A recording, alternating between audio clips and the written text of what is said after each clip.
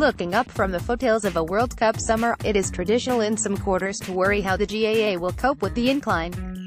Nothing in any sport beats a World Cup, and the wiser heads involved with most of them have long since given up trying. Even in countries with no direct involvement, it's still the biggest thing happening. In life, goes the old saying, there are days when you're the pigeon and there are days when you're the statue.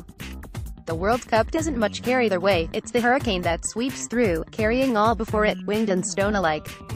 The best you can do is take cover until it's gone. In this regard, the GAA has come to a reasonably secure accommodation with itself over the years. After initially being spooked by the epical events of the summer of 1990, time has taught them that it wasn't worth getting wildly nervous about something that happens for 4 weeks every 4 years. It's there, it's going to be there, suck it up and carry on.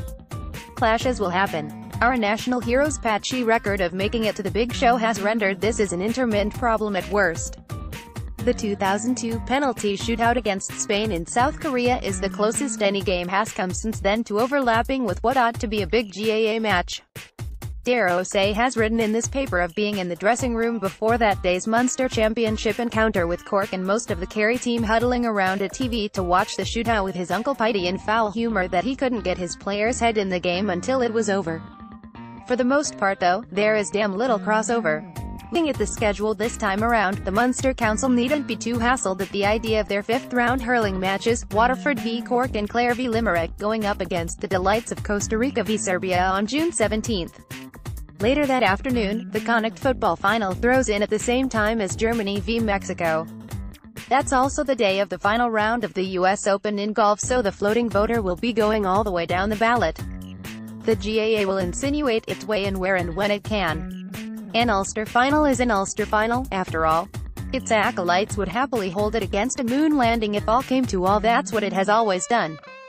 The following weekend, the Ulster football final is up against England v Panama, a clash that will give the warring factions in the seats and stands in clones that day a bit of common ground at least.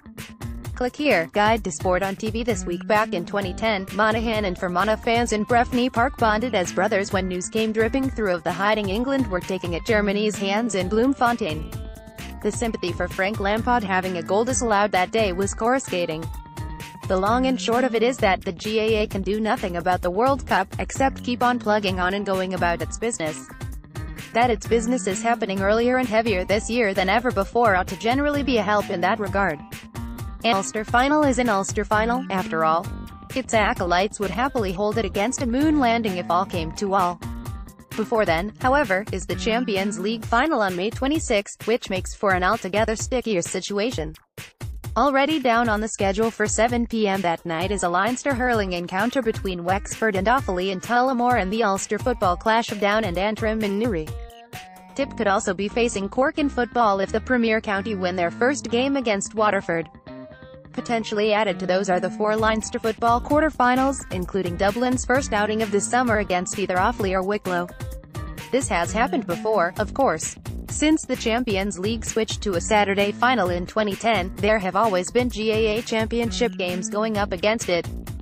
For the most part, so be it. But only a crank wouldn't concede that it's a bit different when either Liverpool or Manchester United are involved. United were in the 2011 final against Barcelona, a night when the Ulster Council famously refused to change the throw-in time of their game between Armagh Down. When you compare the biggest game of the year in the biggest sport in the world to an EastEnders omnibus, you don't look like a hero. The Leinster Council changed an Offaly v Wexford game to 5 p.m, but Armagh Down threw in at 7.30. Champions League final be damned. Justifying their position, then Ulster President Eoghan O'Fargale was pretty snippy about it all. Some people tell me when there is an omnibus edition of EastEnders attendances are affected, he said.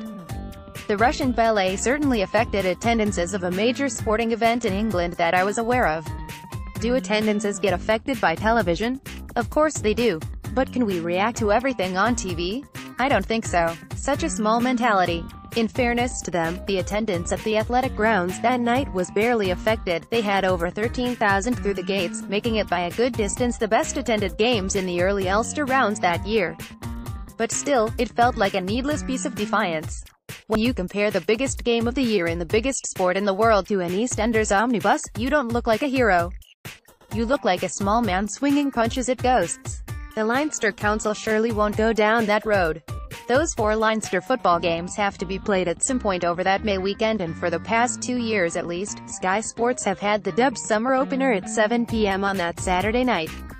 As of now, neither they nor Root have any plans to show the game, making it the first Dublin Championship match not to feature on live TV since 2006.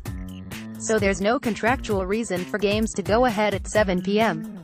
Any provincial council that does is probably just being willful, scheduling GAA matches so they don't force your constituents into making choices they don't want to make isn't showing weakness.